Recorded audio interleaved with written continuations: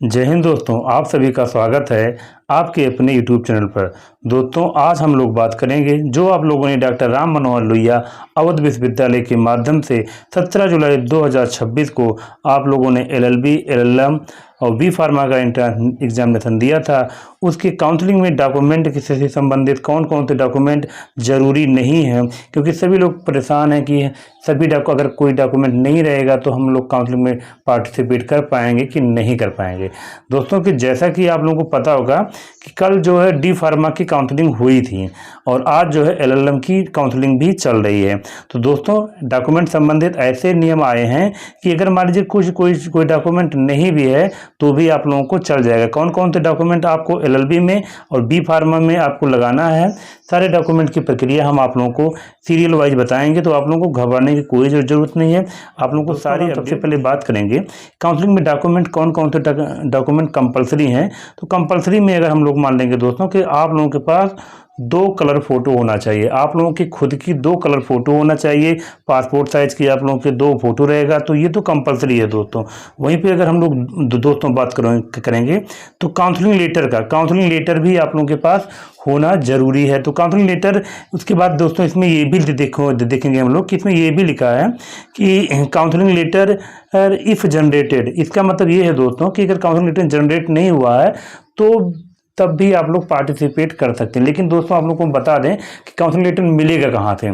जब आप लोग अपने समर्थ पोर्टल के माध्यम से अपना ईमेल आईडी और पासवर्ड डाल करके अपने समर्थ पोर्टल से अपने प्रोफाइल को लॉगिन करते हैं, तो जहां पे आप लोगों का नाम लिखा है, नेम के जस्ट बगल में आप लोगों का स्कोर कार्ड लिखा है, वही आप लोग स्कोर कार्ड का आप लोग प्रिंट आउट निकाल लेंगे, वही स्कोर कार्ड ही काउंसलिंग लेटर है। तो आप लोगों को अलग से दोस्तों बता दें दोस्तों, आप लोगों को अलग से काउंसलिंग लेटर नहीं लेना, वही स्कोर कार्ड ही आपका काउंसलिंग लेटर है। तो दोस्तों अगर हम लोग बात करेंगे अगले नंबर पर बढ़ेंगे दोस्तों, तो अगला नंबर क्या चीज़ यहाँ पे लिखा है, ये अनिवार्य है काफ़ी आप ऑनलाइन एप्लीकेशन फॉर्म। अगर आप बी फार्मा, LLM और LLB की काउंसलिंग जब कराने जाएंगे तो ये दोस्तों कंपलसरी है काफ़ी आप ऑनलाइन एप्लीकेशन फॉर्म। ये कहाँ पे मिलेगा दोस्तों, जब आप लोगों ने इंट्रेंस एग्जामिनेशन के लिए जब आप लोगों ने फॉर्म को अप्लाई किया था तो वही जो है उसका प्रिंट आउट आप लोगों को लेकर के जाना है। अगर आप लोगों के पास प्रिंट आउट नहीं है तो दोस्तों अगर आप लोग अपने समर्थ पोर्टल को लॉगिन करेंगे तो समर्थ पोर्टल के जस्ट सबसे नीचे एडमिट कार्ड के जस्ट बगल में प्रिंट का ऑप्शन रहेगा, उसको प्रिंट करेंगे तो आप लोगों को ये ऑनलाइन एप्लीकेशन फॉर्म का प्रिंट आउट आप लोगों को मिल जाएगा। उसके अलावा दोस्तों क्या चीज़ आप लोगों को कंपलसरी है, हाई स्कूल की मार्कशीट और सर्टिफिकेट। आप लोगों को 10th का मार्कशीट और सर्टिफिकेट, एक ओरिजिनल और एक फोटोकॉपी भी उसकी आवश्यकता पड़ेगी, तो आप लोग 10th का जरूर रख लीजिएगा। वहीं पर दोस्तों अगर बात करेंगे इंटरमीडिएट का जो मार्कशीट है और सर्टिफिकेट है, आप लोगों को क्लास 12 का मार्कशीट और सर्टिफिकेट ओरिजिनल और साथ में एक फोटोकॉपी भी लेकर के आना है। वहीं पर दोस्तों अगर हम लोग अगले डॉक्यूमेंट की बात करेंगे तो ग्रेजुएशन की मार्कशीट भी लगेगी। ग्रेजुएशन की मार्कशीट में अगर आप जैसे कि BA, BSc, BCom अगर आप लोग किए हैं या फिर BSc EG, तो आप लोग अगर मान लीजिए BA किए हैं तो BA first year, second year, third year, BSc first year, second year, third year, तीनों साल का आप लोगों का ओरिजिनल मार्कशीट और साथ में एक एक फोटो कॉपी भी आप लोगों को लेकर के चलना है। वहीं पर दोस्तों अगर हम लोग बात करेंगे, आप लोगों ने अगर BSc EG किया है तो BSc EG 4 साल का होता है, तो आप लोगों को first year, second year, third year और फोर्थ ईयर का आप लोगों को ओरिजिनल मार्कशीट और साथ में आप लोगों को फोटोकॉपी, उसकी एक एक फोटोकॉपी लेकर के आना है। वहीं पर दोस्तों अगर हम लोग बात करेंगे कास्ट सर्टिफिकेट का, तो ये कंपलसरी है। अगर आप OBC कैंडिडेट हैं, अगर दोस्तों आप OBC कैंडिडेट हैं तो आप लोगों का कास्ट सर्टिफिकेट, जात प्रमाण पत्र कंपलसरी है। ये आप लोगों को ओरिजिनल जात प्रमाण पत्र लेकर के जाना है। वहीं पे दोस्तों अगर आप SC कैंडिडेट हैं तो SC कैंडिडेट के लिए भी और ST कैंडिडेट के लिए भी जात प्रमाण पत्र दोस्तों कंपलसरी है। चाहे तो आप SC कैंडिडेट हैं, ST कैंडिडेट हैं या OBC कैंडिडेट हैं, तो आप लोगों को जात प्रमाण पत्र कंपलसरी है। और दोस्तों बता दें, जात प्रमाण पत्र आप लोगों का चाहे जितना पुराना रहेगा वो चल जाएगा, कोई जरूरी नहीं कि इसी सत्र का जात प्रमाण पत्र बना हो। आप लोगों का 2 साल 3 साल का भी अगर पुराना रहेगा जात प्रमाण पत्र तो आप लोगों का ये कास्ट सर्टिफिकेट चल जाएगा। उसके अलावा दोस्तों अगर हम लोग बात करेंगे, जहां पे जो जनरल कैटेगरी के EWS वाले सर्टिफिकेट जिनके पास है, यानी कि जो EWS सर्टिफिकेट है, उनको EWS सर्टिफिकेट आपका ओरिजिनल आप लोगों को वहाँ पे काउंसलिंग में लेकर के जाना जरूरी है। वो भी दोस्तों बता दें, तभी आप लोगों को इसका लाभ मिलेगा। EWS सर्टिफिकेट कब का बना होना चाहिए? इसके लिए ये 1 अप्रैल 2026 के बाद का बना रहना चाहिए। 1 अप्रैल 2026 के बाद का EWS सर्टिफिकेट रहेगा, तभी आप लोगों को इसका लाभ मिलेगा, अन्यथा आपको जनरल कैटेगरी में मान लिया जाएगा।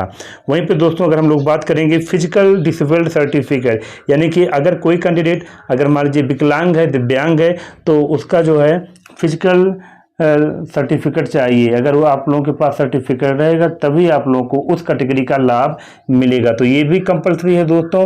वहीं पे दोस्तों हम बात करेंगे अगर ट्रांसफ़र सर्टिफिकेट और माइग्रेशन सर्टिफिकेट का, तो जो भी कैंडिडेट किसी दूसरे विश्वविद्यालय से पढ़ करके आ रहे हैं, अपना नाम अवध यूनिवर्सिटी पे लिखाना चाहते हैं, जैसे कि वो आजमगढ़ यूनिवर्सिटी से मान लीजिए अगर हो, या फिर लखनऊ यूनिवर्सिटी से हो, या फिर इलाहाबाद यूनिवर्सिटी से हैं, अगर मान लीजिए किसी दूसरी यूनिवर्सिटी से आ रहे हैं, तो उन्हीं कैंडिडेट का केवल माइग्रेशन सर्टिफिकेट लगेगा।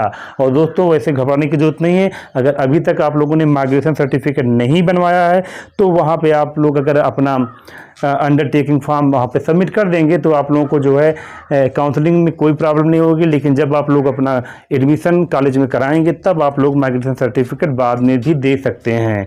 इसके अलावा दोस्तों यहाँ पे अंडरटेकिंग लगेगा। अंडरटेकिंग मतलब जैसे आप लोगों का अगर कोई गैपिंग वगैरह है, तो गैप के लिए जो आप लोग अपना अंडरटेकिंग फॉर्म सबमिट करेंगे, या फिर 100 प्रमाणित घोषणा पत्र वहाँ में मिलता है, अपना एफिडेविट वगैरह भी लगाएंगे कि आप लोगों का चरित्र वगैरह सब कुछ सही है। तो इसके लिए आप लोगों को अंडरटेकिंग फॉर्म वहाँ पे 100 प्रमाणित घोषणा पत्र वहाँ पे सबमिट करना रहता है। तो ये 100 प्रमाणित घोषणा पत्र दोस्तों आप लोगों को वहीं पे काउंसलिंग पर जब जाएंगे तो वहीं पे आप लोगों को मिल जाएगा। इसके अलावा दोस्तों अगर हम लोग बात करेंगे तो माइग्रेशन सर्टिफिकेट के बारे में ऑलरेडी हम आप लोगों को बता दिए, ये केवल दूसरे विद्यालय से पढ़कर आएंगे उन्हीं लोगों के लिए लगेगा। जात प्रमाण पत्र दोस्तों की हम लोगों की बात करें कंपलसरी है। आय प्रमाण पत्र दोस्तों ये अभी कंपलसरी नहीं है। इनकम सर्टिफिकेट आप लोग बाद में भी दोस्तों दे सकते हैं। अगर दोस्तों वहीं पे दोस्तों अगर हम लोग बात करेंगे निवास प्रमाण पत्र डोमिसाइल सर्टिफिकेट का, तो आप लोगों के पास डोमिसाइल सर्टिफिकेट होगा, ये आप लोग लेकर के वहाँ पे काउंसलिंग में आएंगे। वहीं पे दोस्तों अगर हम लोग बात करेंगे आधार कार्ड का, आप लोगों के पास सभी के पास आधार कार्ड होगा, तो आप लोग अपना आधार कार्ड भी लेकर आएंगे। अगर आप लोगों के पास आधार कार्ड नहीं है तो आप लोग अपना ड्राइविंग लाइसेंस या फिर वोटर आईडी या फिर पैन कार्ड वगैरह कोई अदर वैलिड डॉक्यूमेंट्स आप लोग को ले करके आ सकते हैं। वहीं पर दोस्तों आप लोगों को रंगीन 2 पासपोर्ट साइज की फ़ोटो भी लेकर के आना है। तो ये दोस्तों रही आप लोगों के लिए कुछ खास सलाह। आप सभी इन सभी सर्टिफिकेट को लेकर के आएंगे। अगर दोस्तों फिर भी कोई प्रॉब्लम होती है तो आप लोग हमसे बेझिझक पूछ सकते हैं, हम आप लोगों की पूरी सी पूरी मदद करेंगे। अगर आप लोगों ने अभी तक हमारे चैनल को सब्सक्राइब नहीं किया, चैनल को सब्सक्राइब कर लीजिए, ताकि आप लोगों को सारी जो है इन्फॉर्मेशन टाइम टू टाइम हम देते रहेंगे। आप लोग हमारे टेलीग्राम चैनल से जुड़ जाइए। टेलीग्राम चैनल का लिंक आपको डिस्क्रिप्शन में दिया गया है और कमेंट बॉक्स में पिन किया हुआ है, और ताकि सभी PDF आप लोगों को पहले से ही मिल जाए। धन्यवाद।